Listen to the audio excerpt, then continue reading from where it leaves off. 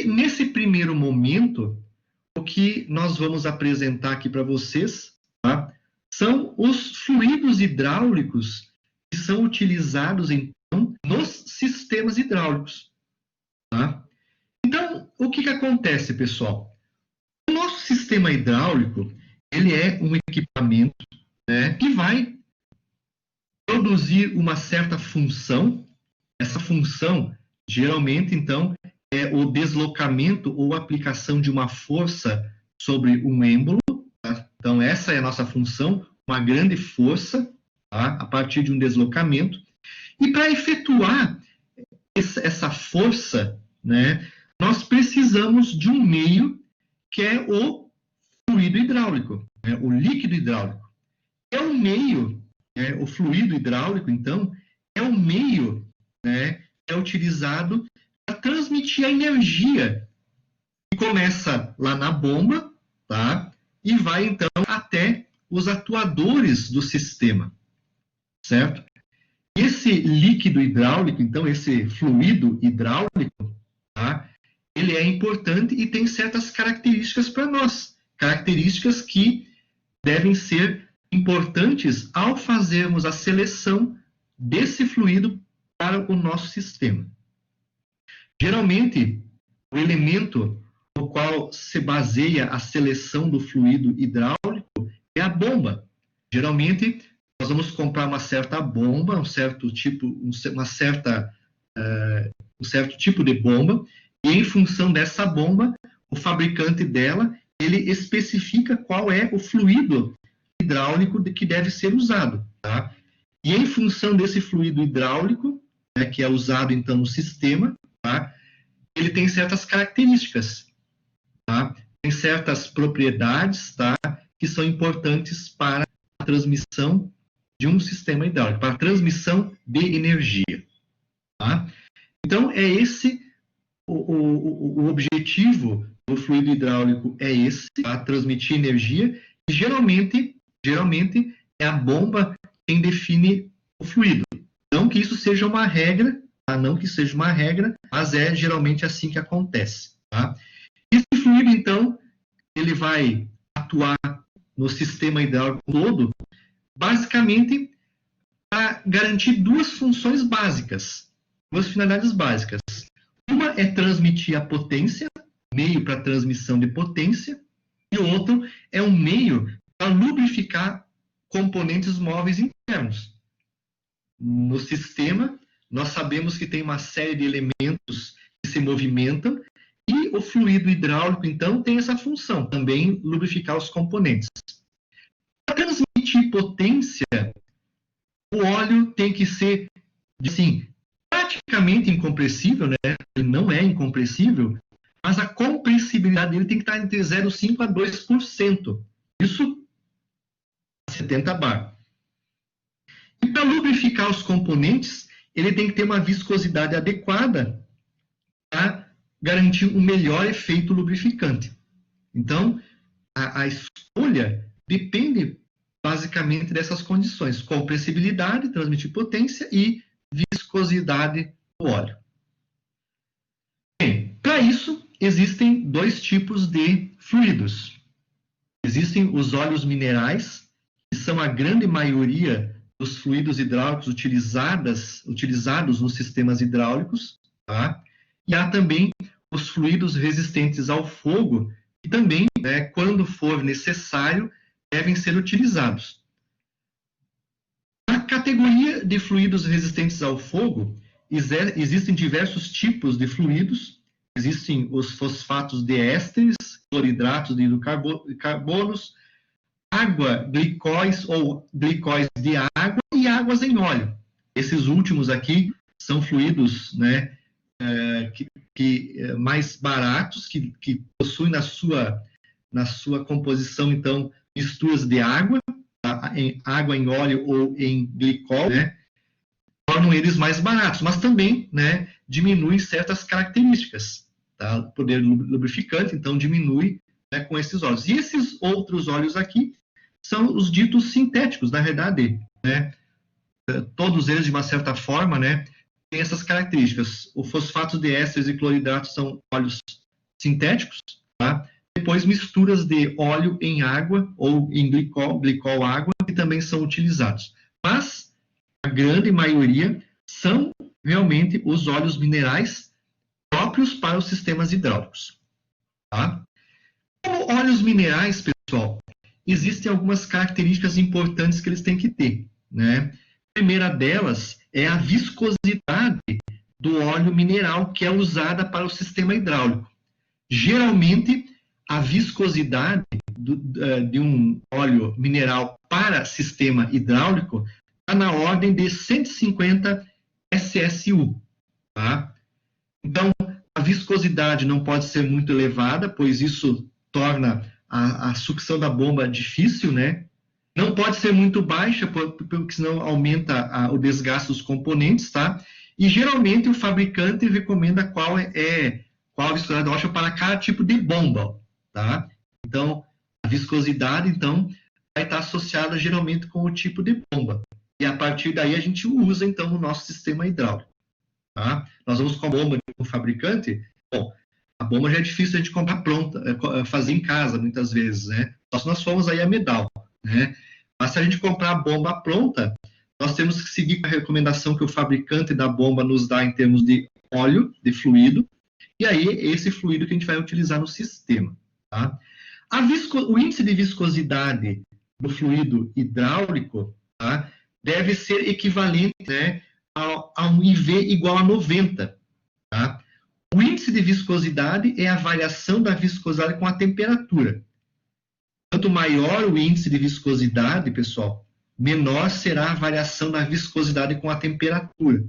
Tá? Então, um índice de viscosidade adequado para o óleo hidráulico, né, é o IV 90. Tá? Ok? Então, essa é a recomendação que nós temos para os óleos minerais. Tá? Então, aqui a gente tem dois óleos, ó, o óleo A e o óleo B. Vejam que o óleo B, isso aqui é a curva de viscosidade, né? Viscosidade versus temperatura. Tá? Então, vejam que o óleo B, desculpe, a linha vermelha, ela tem uma inclinação maior, né? Isso quer dizer que quando há uma mudança de temperatura de T1 para T2, se vocês observarem aqui, a variação da viscosidade do óleo nessa variação de temperatura é esse ΔB aqui, ΔB. Tá? Então, há uma variação grande da viscosidade com a temperatura. E se nós pegarmos a curva do óleo A, né, vejam que a variação da viscosidade desse óleo ao longo da mesma diferença de temperatura é menor. É esse ΔB aqui, então, ΔA, desculpa, ΔA. Tá? Então, essa característica do óleo define o índice de viscosidade. O óleo A, então, como ele varia menos com a temperatura, quer dizer que varia menos a viscosidade com a temperatura, quer dizer que, então, ele tem um índice de viscosidade maior do que o óleo B. Tá? O óleo B varia mais com a temperatura, então ele tem um índice de viscosidade menor. Então, essa é a ideia. Tá? Então, para os óleos hidráulicos, a gente usa um IV sobre 90 e a viscosidade dele em torno de 150 SSU. Aqui tem a mesma curva. Esse 90 seria uma recomendação? 0,90? Sim, é a recomendação. Esse 90, tá, é a recomendação, então, do óleo hidráulico. Eles estão com índice de viscosidade mais ou menos nessa faixa. Então, se vocês comprarem os óleos apropriados para o sistema hidráulico, eles vão estar com a índice de viscosidade associado com esse 90 aqui, ó, tá? Não é regra, mas isso equivale a um SAI 90, mais ou menos, tá, pessoal? Só que assim, ó, SAI não é classificação de óleo hidráulico. SAI é classificação de óleo para motor, né? Classificação automotiva. Então, ó, o SAI 90, esse 90 que está aqui no SAI 90, é o índice de viscosidade, tá? Então, o óleo para o sistema hidráulico, ele tem um índice de viscosidade compatível com 90. Tá? Mas essa classificação aqui não é usada para sistema hidráulico. É só o índice de viscosidade que é igual, compatível. Tá? Ok? Mas então, os óleos que estão disponíveis para sistema hidráulico, eles então têm essa característica aí. O IV, índice de viscosidade 90. Tá? Isso quer dizer o quê? Que quanto maior o índice de viscosidade, menor é a variação dele com a variação de temperatura. Menor é a variação da viscosidade com a temperatura. Tá? Um óleo 10 tem mais variação do que um óleo, né, do que um óleo 90. De viscosidade em relação à temperatura. Tá? Aqui também tem uma curva, né, do índice de viscosidade de um sistema, de um óleo. Aqui, essa curva menorzinha aqui, ó, a primeira curva é de um óleo com índice de viscosidade 50, tá? Ele tem uma certa característica, e aqui, ó, a linha mais escura, ela é a classificação de um de um óleo, não aparece aqui, óleo com IV90, ó, aqui, ó, a escura é um IV90 e a linha clara um IV50, tá? Então vejam aqui, ó, que essa variação, né, é pequena, né? Aquela curva anterior que tinha uma variação enorme do delta-A e do delta-B, né? Vejam, ó, o IV, o óleo com IV50, né, ele vai até aqui a 0 grau Fahrenheit em 12.000 SSU, e o IV90 tem uma viscosidade 8.000 SSU em 0 graus Fahrenheit. Em 100 graus Fahrenheit, que corresponde a 37,5 graus Celsius, tá?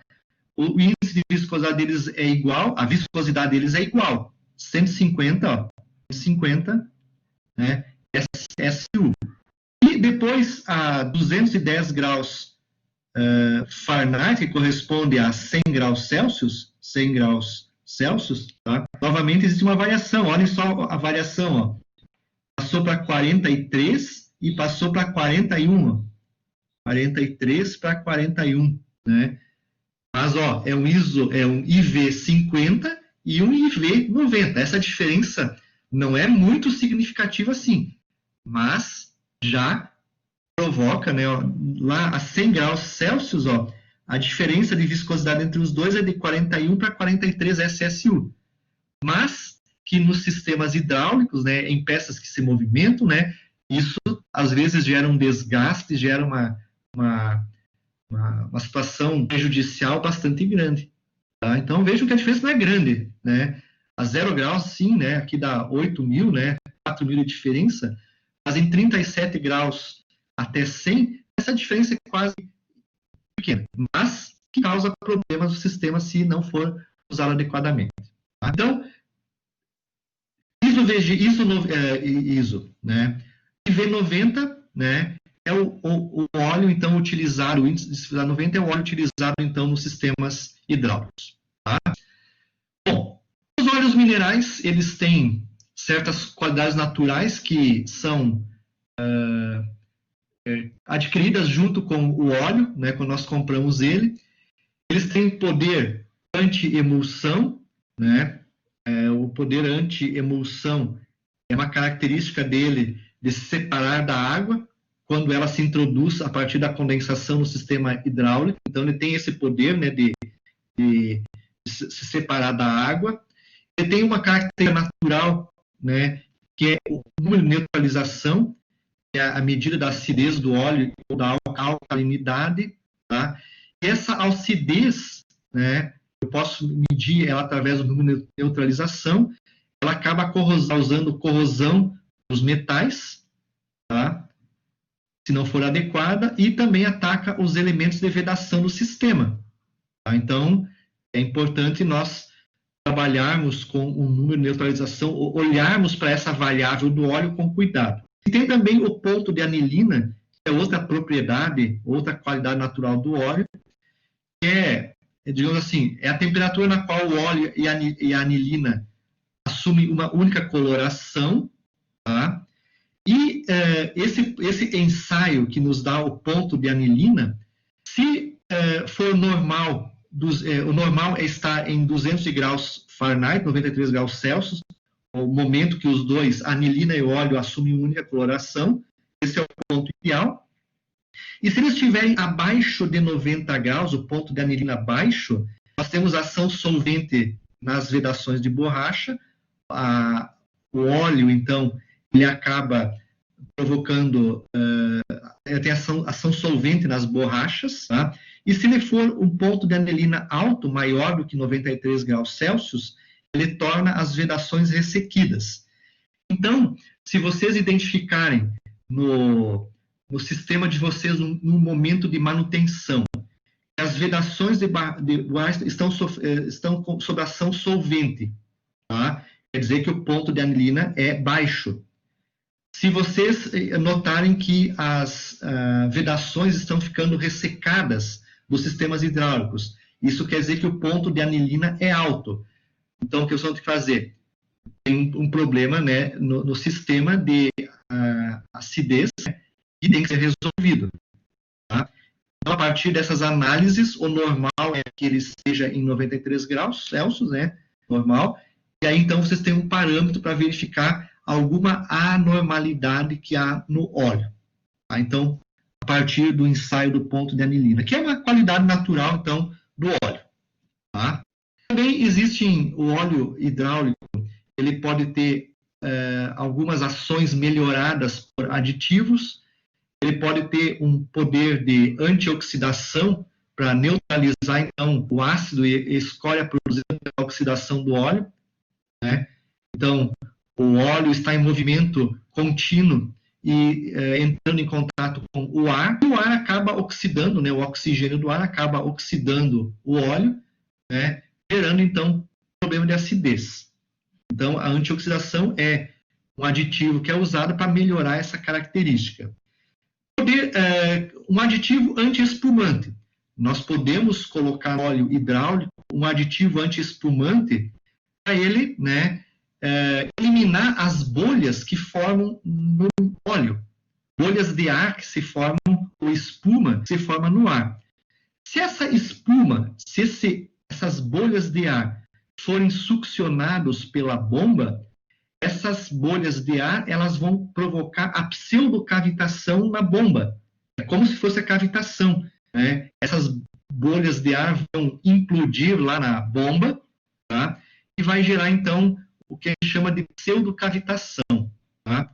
Essa implosão das bolhas de ar. A cavitação é a formação do vácuo, né, no interior do óleo, devido à pressão baixa que ocorre na rede de sucção. E a pseudocavitação é entrar ar no sistema hidráulico, entrar ar, e esse ar ser comprimido durante a bomba. Aí, então, forma a pseudocavitação. Por desgastante, eu posso adicionar elementos antidesgastantes através de aditivos, para reduzir o desgaste, principalmente nas bombas. E os aditivos detergentes, pessoal, não são recomendados. Né? Os agentes detergentes, eles acabam dissolvendo as impurezas, tá? E acabam tornando, né, misturando, né, estas impurezas com o óleo, e isso acaba, então, diminuindo, né, a eficiência da filtragem. Então, geralmente, a gente não usa aditivos detergentes nos fluidos minerais. Essas, então, são características básicas dos óleos minerais, tá, gente? Algumas características, tá, que são importantes para ele, tá? Ok? Esse agente antidesgastante, tá, também são os agentes, né, que aumentam a resistência ao desgaste, né? Então, são aditivos de extrema pressão que muitas vezes são colocados no óleo mineral, ok? Bom, além dos óleos minerais, então, nós temos os resistentes ao fogo, que são, então, divididos em algumas categorias, tá? Os fluidos resistentes ao fogo, a característica dele é que não propagam fogo, só que, em função disso, a característica é aumento do desgaste do equipamento, alguns deles. Outros deterioram pinturas e vedações, tem que ser usada vedações apropriadas para cada tipo de fluido, e redução ou aumento da viscosidade em função da temperatura. Tá? Óleos resistentes ao fogo. Existem vários tipos de fluidos resistentes ao fogo. O primeiro deles são os sintéticos. Tá? Sintéticos, pelo nome, você já sabe, né, que está associado, então, a um custo maior. São óleos de melhor desempenho com relação à resistência ao fogo. Tá? Podem ser os fosfatos de ésteres e cloridratos de hidrocarbono. Tá? E esses tipos de fluidos sintéticos, tá, são muito usados, então, para evitar a propagação do fogo. Tá? Maior resistência à propagação do fogo. Não é que eles não queimam. Se a temperatura aumentar muito, né, eles vão entrar em combustão também. Mas eles têm uma resistência maior. No entanto, esse tipo de fluido, esses dois tipos, os ésteres, os fosfatos de ésteres e cloridratos, tá, e do carbono, eles têm um custo elevado, decréscimo da viscosidade com o uso. À medida que eu estou usando esses óleos, a viscosidade ao longo do tempo vai diminuindo, tá? E altas temperaturas formam vapores, tá? E atacam o sistema elétrico do equipamento, tá? Geralmente, quando eu uso esse tipo de fluido, nós temos que usar, né, os fluidos sintéticos, eles acabam agindo como solvente em relação a borracha e tintas, isolamento elétrico, tá? E aí, então, quando eu trabalho com os fluidos sintéticos, tá? O melhor tipo de elemento de vedação é o Viton A, produzido pela Dupont. Então, o equipamento que vai trabalhar com fluido hidráulico, né, sintético, precisa, então, utilizar esses elementos de vedação aqui da Viton A. Tá? Não dá para usar borracha, os outros elementos também não dá para usar. Tem que usar o Viton e tem que ter o cuidado com tintas. Tá? Tintas, por exemplo, ele vai ter uma ação solvente também se nós pintarmos o reservatório interno, né, a parte interna do reservatório, ele vai também ter ação solvente sobre a tinta no interior do reservatório. Então, tem que ter o cuidado com isso. Tá? E também, os sistemas de isolamento elétrico também são afetados por isso. Então, tem essa característica. São ótimos. Então, a aviação, principalmente a aviação, usa esses tipos de fluidos hidráulicos, né, resistentes ao fogo, para evitar, no caso de uma queima, né, de uma chama, evitar a propagação no caso dos sistemas hidráulicos de aeronaves. Movimentar os ailerons, movimentar o leme, né, movimentar o profundor dessas grandes aeronaves aí, tá? É necessário um sistema hidráulico e ele é usado, então, esse tipo de fluido é usado, então, nesses casos aí. Né? Naves espaciais, né, e assim por diante, tudo que tenha esse problema, usa esse tipo de fluido. Tá? Nas tubulações ele influencia alguma coisa? A decapagem tem que fazer normal? Normal, né? Só internamente, a tubulação interna é pintada, então não tem problema, tá? Mas o maior problema é no reservatório, onde geralmente, em alguns, geralmente, né, para baratear o custo, né, o reservatório é feito de chapa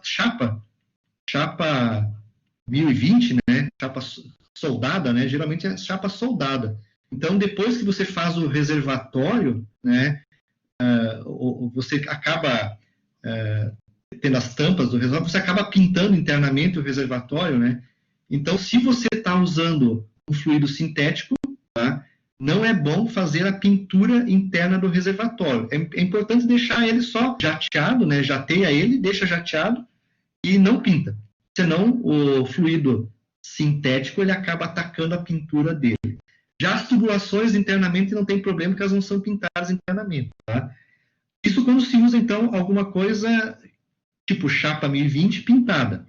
Mas se eu usar, geralmente, atualmente, se a gente comprar pronto, a gente compra o reservatório de alumínio, né?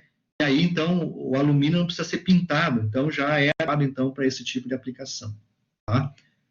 Então, só é mais com relação à pintura e a relação a borrachas, então, né? Então, eu tenho que ter o cuidado que os elementos de vedação que vão ser colocados, os atuadores do sistema hidráulico, né? A vedação tem que ser feita, então, tem que ser de Viton A, esse material aqui. Se for de borracha, vai ter, então, né, do fluido sintético provocar, agir como solvente com relação à borracha. Existem os fluidos não sintéticos, que também são resistentes ao fogo, e aí, nessa característica, envolve misturas de água, glicol ou água mais óleo.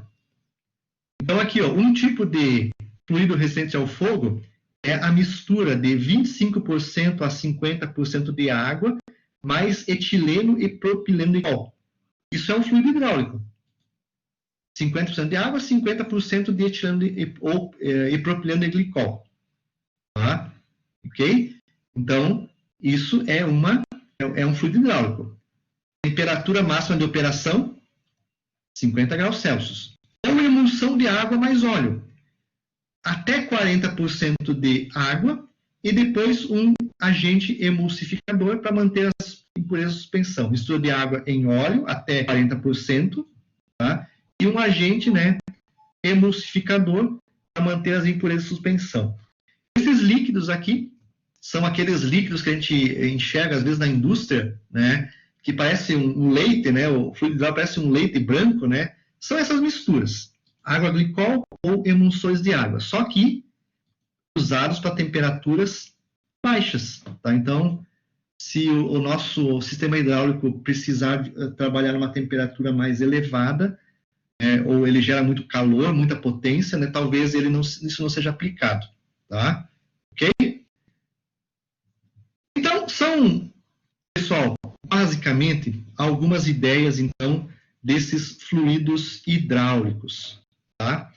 Se vocês olharem lá no livro do Palmieri, tá? Lá no capítulo que trata sobre fluidos hidráulicos, ele apresenta alguns tipos de óleo utilizados, então, nessas aplicações de hidráulica. Apresenta alguns óleos da Monsanto, da Mobil Oil, da Chevron, da Holton, né, Texaco, né, Union Carbide, né, e assim por diante. E existe, pessoal, mais ou menos uma compatibilidade entre esses fluidos, tá? A maior parte dos fabricantes, né, tem os óleos mais ou menos parecidos, tá? Não são muito diferentes um do outro, tá? Então aí a Monsanto aí tem óleos aí com viscosidade 90, a Mobil Oil 55 deve ser o código índice de viscosidade, deixa eu ver. Não, mas é parecido com o código 55 não é, o Mobil Oil 55 não é a viscosidade é a mesma, né? Mas tudo é mais ou menos equivalente, tá? Essas viscosidades são mais ou menos equivalentes, tá? Então tem algumas indicações no livro, tá? Indicações de óleos. E se a gente colocar aí entrar na Mobil, na Texaco, eles nos vão dar no site desses fornecedores, eles vão nos dar também alguns indicadores dos tipos de óleos que são utilizados. Mas, geralmente, quem define o tipo de óleo, pessoal, é a bomba. Tá? A bomba, então, é o elemento a partir do qual, se nós estivermos projetando um sistema hidráulico, vai ser a escolha do fluido hidráulico depende, então, do tipo de bomba que a gente vai estar utilizando, da recomendação do fabricante. Tá?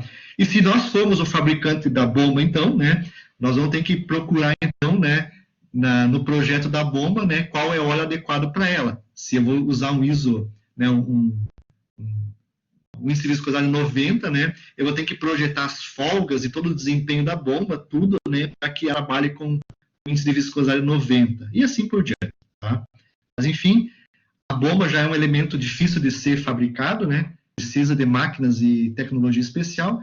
Então, geralmente, a gente compra ela pronta e adiciona a nossa máquina que vai executar uma função hidráulica.